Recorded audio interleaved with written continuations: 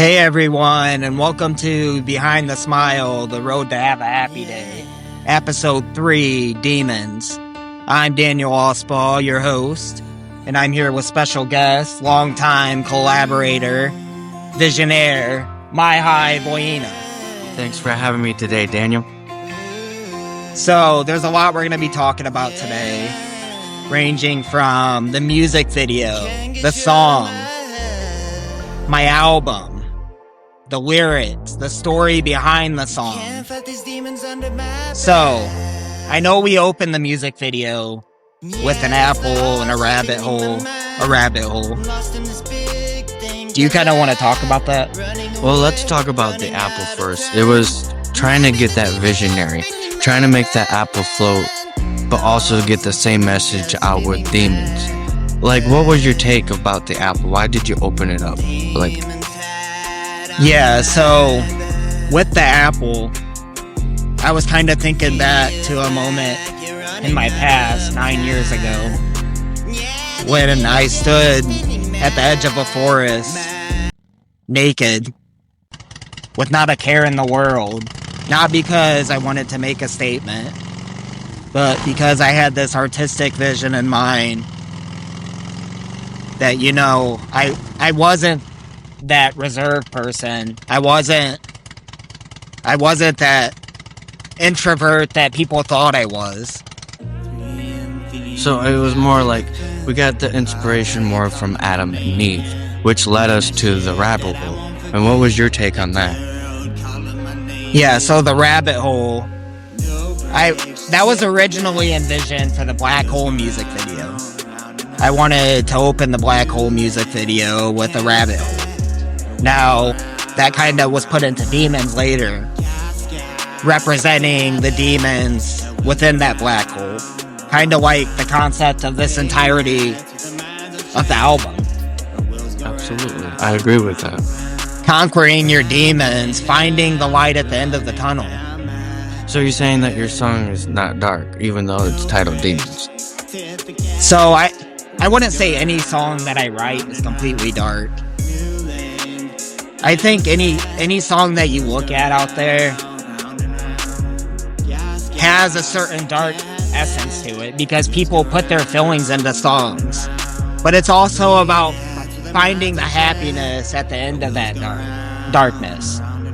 Finding the light at the end of the tunnel. And that's kind of what Demons represents to me, as much as Black Hole does, as much as Alfollow does.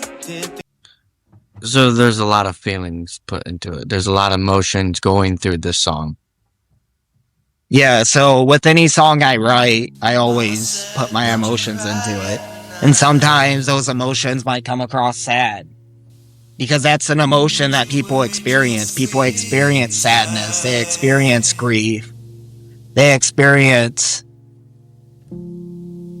depression in their lives. That's real feelings that people feel. Right, and that reminds me, before I met you in 2021, wasn't there a time you told me about that you're going through that inspired some of the songs you just mentioned as well? So, back in 2020, during the COVID era, I wrote a song called Locked In, and that song kind of represented feeling locked in, like you weren't free to be yourself. Right. And it really fit with that time period because everybody was locked in. They were away from civilization for months on end. It was hard. The economy was kind of crazy. Yeah. It was definitely a wild time for everybody.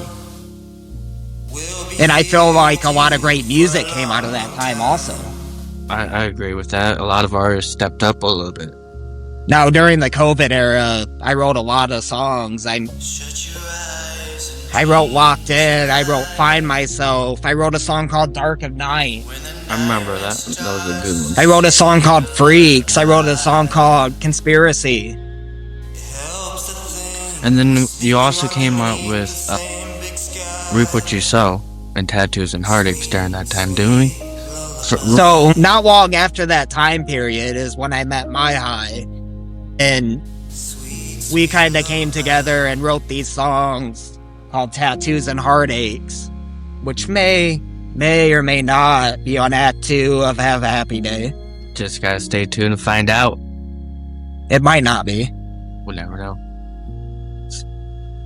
Anyway, that's how them songs kind of came about. I met Mihai, and we wrote Tattoos and Heartaches, Reap What You Sow. A lot of songs came out not only during COVID, but after COVID as well. Yep. Well, pretty much Demons and I Follow, Round and Round. Yeah, so I'll Follow came out back in November, 5 years after COVID. That's crazy. Now, there's a lot of lyrics in this song that really felt personal to me. The song was about a girl that I had just met. It was about, how do we feel about women? Right. We feel attracted to them. We can't get them out of our heads sometimes. Belong for as much as we try to. Right. And that's kind of where that one of the lyrics, one of the lines in this song came from. Can't get you out of my head, driving me wild, driving me mad. Crazy visions running through my bed, and holding out hope for paradise. But yeah, these demons just filling my mind.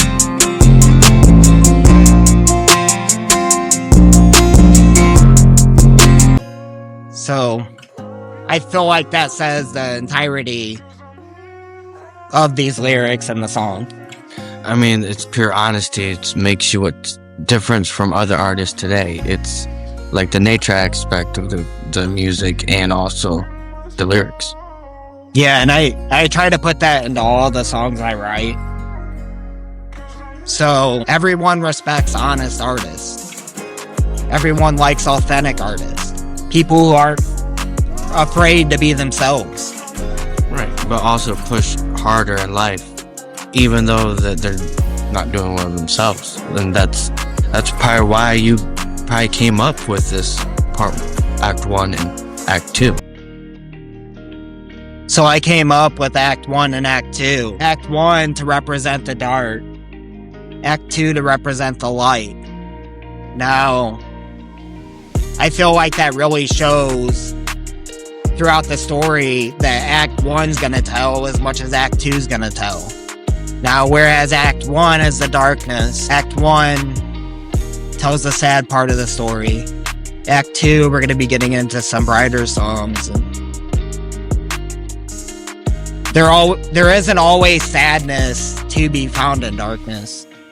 Sometimes there's happiness too. Like all aspects. When you listen to a song, some people listen to the beat, some people listen to the lyrics. So if the beat sounds sad, but the lyrics are happy, it's totally a different take on it. So it's not like you're feeling down, but you're just feeling energetic and chill. Yeah, so a lot of the time when I write these lyrics, it comes from the happiness that I'm going through in my own life. I don't think being at the lowest point in your life is always inspiration to write a good song. Now, it can be. You can use them sad points in your life to write a song. But are you going to write that song while you're going through them sad points in your life? I feel it's almost like Anna. I feel like he already went through it, but that's where most of his songs come from. But then you listen to his new tracks, it's inspirational. So it's not a bad thing. It's all about honesty. It's all about how you feel. Yeah, how you feel in that moment. Right. And that's why you want everyone to feel happy, and that's why you get the smile right in the background of happiness. Exactly, and that's exactly what I was thinking when I came up with the background for Behind the Smile, the Road to Have a Happy Day. You have the happiness in front of the darkness behind you. Now, is there going to be an art for the Act 2? There may or may not be. because I like the colors. I like the smile. I gotta keep some surprises, you know? I know. So, a lot of the artists that I was inspired by throughout this entire musical journey that ranged from David Bowie to Nirvana to Pink Floyd, I really respected Miley Cyrus's visual album, Something Beautiful. If you could take from two artists, what would you say best describes you out of all the artists you just mentioned?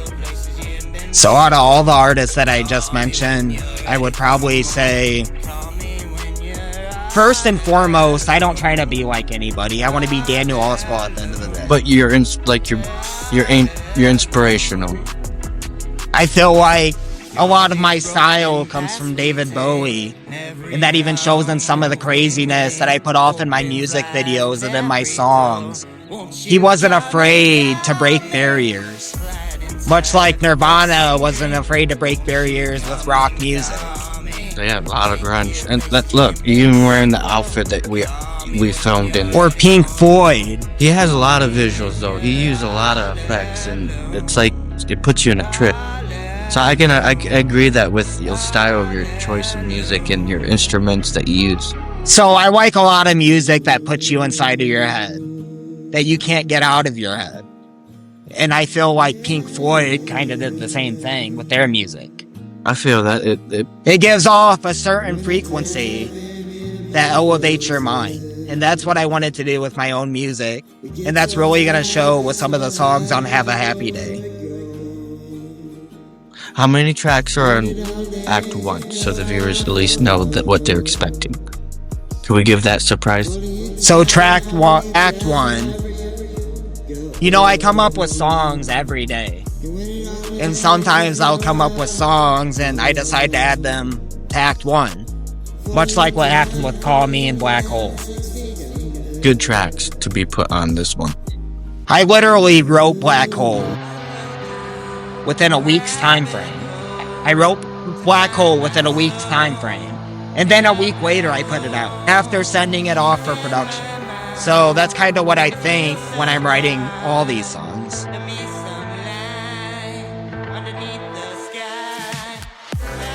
Now, Act 1, 8 to 9 songs. Okay. So that's a good play track time, and a lot of these topics and titles that you have in it, I feel fit. Yes, I got to see the list, but I'm not saying nothing. But it's a lot emotional. I feel like it's a chill vibe, but also it leads right into Act 2, nice and smooth. Y'all better be staying tuned. Yeah, so Mihai has heard some of the music off Have a Happy Day. He is under strict embargo.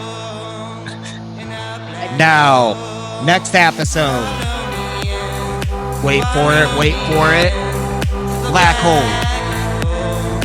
Stay tuned for episode 3 of Behind the Smile, the road to Have a Happy Day. Thank you, Mihai, for joining us today. It's my pleasure. Until next time, keep your smile.